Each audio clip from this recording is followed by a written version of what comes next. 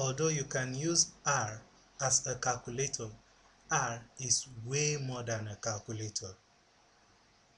You will be able to get more out of R if you know how to assign objects to variables.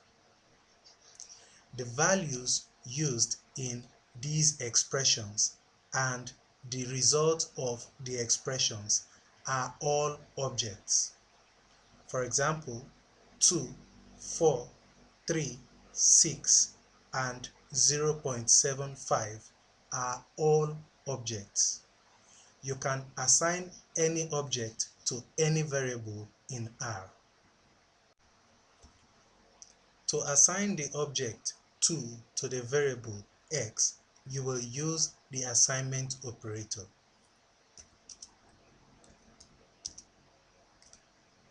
This reads x gets 2. If I press enter on the keyboard, the variable is now in the global environment. It is now possible to use x in an expression that you want R to evaluate instead of 2. For example, 2 times x will return 4.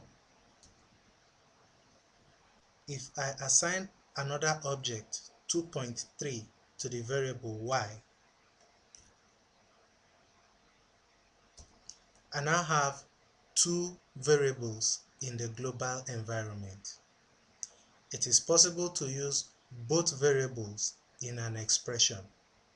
For example, x plus y.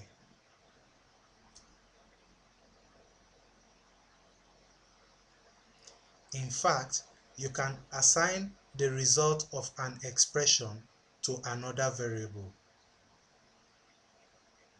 For example, it is possible to assign the result of the expression x plus y to another variable z. Z is now in the global environment. Let's print out the object assigned to z.